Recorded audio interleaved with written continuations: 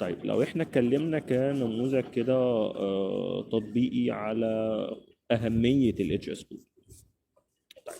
المثال اللي احنا كنا بنتكلم فيه قبل كده هو الجلود الطبيعية.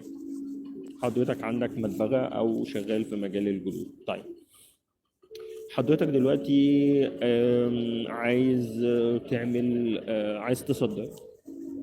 طيب الجلد اللي حضرتك اللي موجود عندك الكواليتي بتاعته عاملة ازاي؟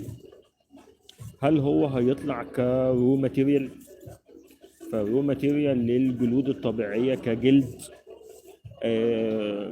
تم يعني عمل عليه معالجة خفيفة، وبعد كده المعالجة دي يعني بقى يعني بالبروسيس الطبيعية اللي ممكن بتبقى بتتعمل على الجلود، ان هو مثلا جلد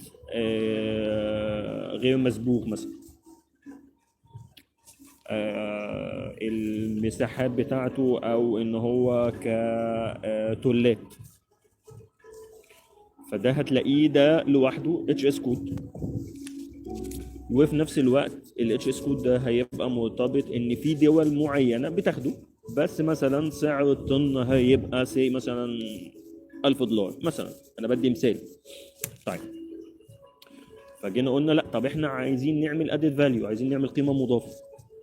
طيب القيمة المضافة دي اللي هتتعمل على الجلود، لا ان الجلود دي هتتعمل بحيث انها تبقى معمول لها انها تتعمل تجهيزات، سواء تجهيزات لشوزات لجزم او احذية، او تجهيزات لشنط. طيب فهنلاقي هنا ان في الحالة دي ده اتش اس كود مختلف تماما. وهتلاقي انه الاتش اس كود ده الدول اللي بتاخده غير الدول اللي بتاخد الجلد كرو ماتيريال. والكمية إذا كنا بنقول مثلا الطن ب$1000، لا هنا في هذه الحالة الطن بقى ب$10,000. طيب لا، طب أنا مش عايز أطلعه كرو ماتيريال، ومش عايز أطلعه كحاجات تجهيزات صناعية. وطبعا خدوا بالكم في حاجة رئيسية، إنه اللي بيستورد هو يعني مثلا انه التجهيزات دي فده رايح مثلا لتجهيزات شنط مثلا، فده رايح لمصانع شنط موجوده بقى في دول. احنا عايزين لا ان احنا يبقى لو في اي حاجه فيها علاقه باللايف، او لو الناس اللي موجودين معانا على اللايف حابين او عندهم اي سؤال او اي استفسار تحت امر حضرتك. طيب لو عايز اعظم من الاستفاده او لا، او ان انا اطلع فاينل برودكت،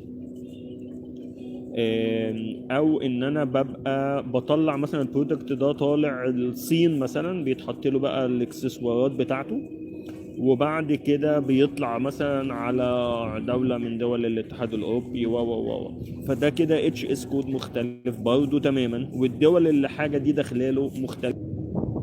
فدي الاجزاء اللي احنا كنا بنتكلم عليها ككيس ستادي بتاعه الجلود وصناعه الجلود والتجهيزات الصناعيه للرو ماتيريال بتاعه الجلود.